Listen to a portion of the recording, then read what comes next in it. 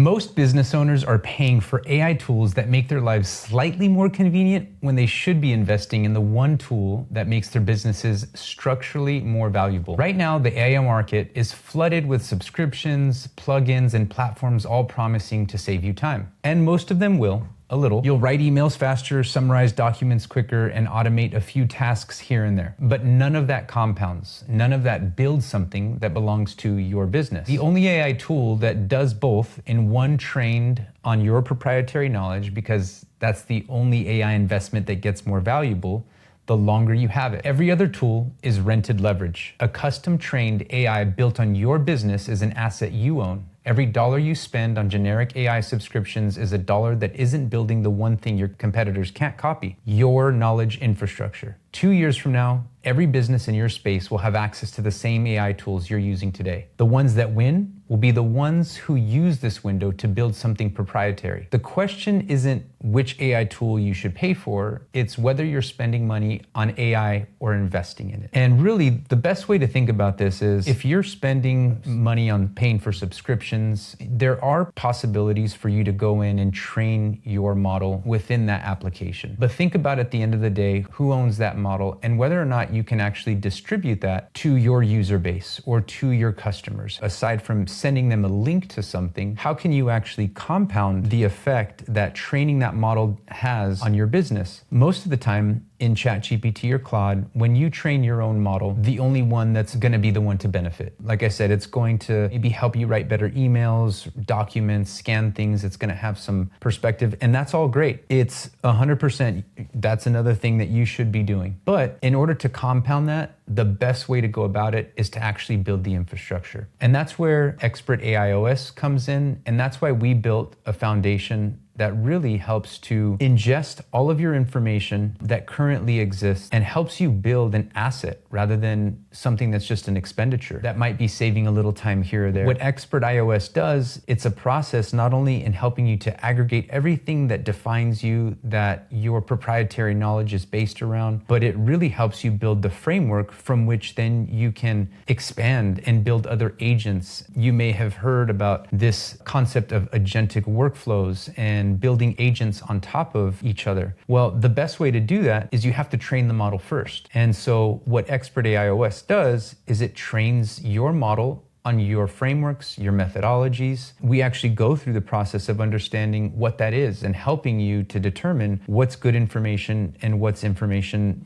putting that in a hierarchy of like a hierarchical order. So that way we can develop a tool that then serves as the foundation for everything that happens after that. That's really where some of my best customers or the longest term thinkers are getting the biggest advantage right now, because they're saying, I don't want to just optimize a couple workflows here and there. I want to train an AI in a proprietary way so that this is mine, this is my intellectual property, that from there, everything else can be built on. And just to give you an example, I had a client in the healthcare space. He had actually built a following around DNA and supporting people's health through DNA genomics testing or DNA testing. And eventually when we met each other, what was happening at the time is he was getting completely bogged down in customer support, having one-on-one conversations with people because all of his knowledge and all of his information was stored in his head and he was the bottleneck. So the only way to expand on that and really scale his knowledge was to train an AI that could have conversations that were just as intelligent as he was, but hundreds and if not thousands of times over. The other idea is that once this was built, other agents were able to be built off of it. For example, not only did we train an AI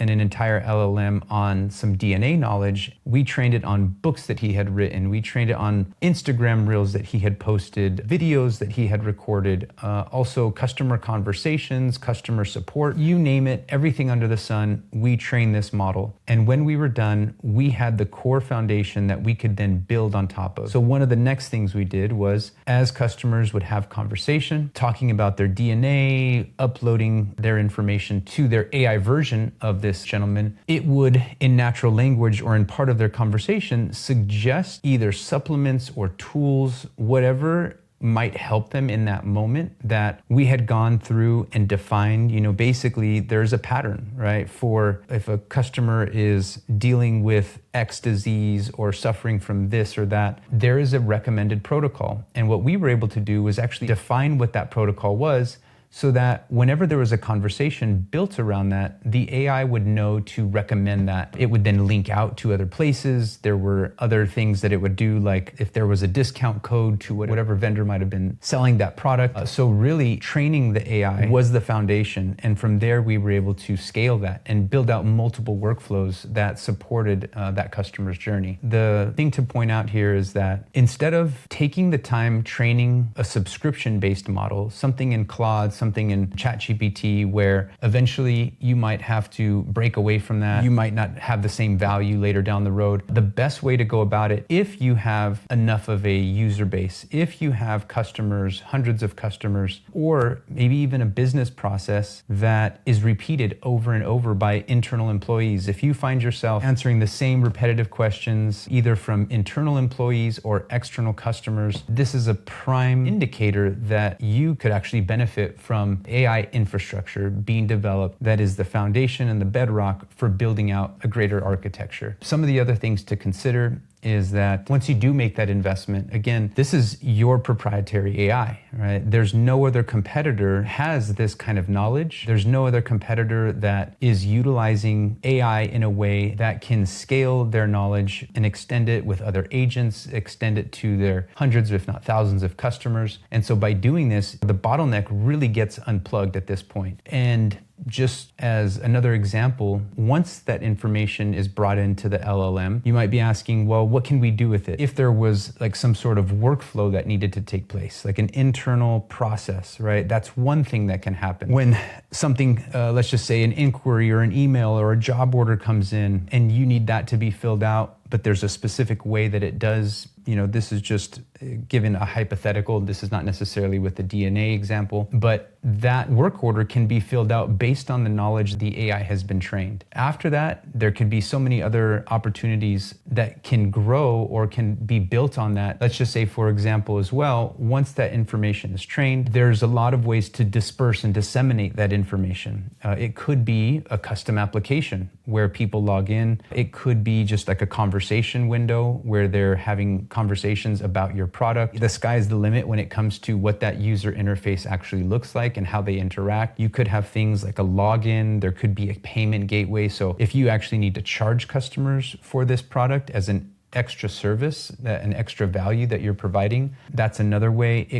This same AI could be connected to a communication channel like Telegram or WhatsApp, and really any other, start to connect to all these different components of your business. Anything that really has an API, if it's getting information and being passed, you can connect this and be able to integrate every single one of those pieces into your workflow. That just, again, really scales this, really starts to compound in terms of the efficiency that you'll see. So really the sky's the limit, and now's the time to take advantage of this opportunity, because previous to this, there's kind of this distinction between, a lot of times people might blur the lines of what automation does versus what AI can do. And the beautiful thing right now is that there's actually a combination, or there's a perfect middle road where automation and AI are working together. Automation just meaning, when someone would go in and program something as a part of a workflow, if this happens, then do this. But now with AI, you're able to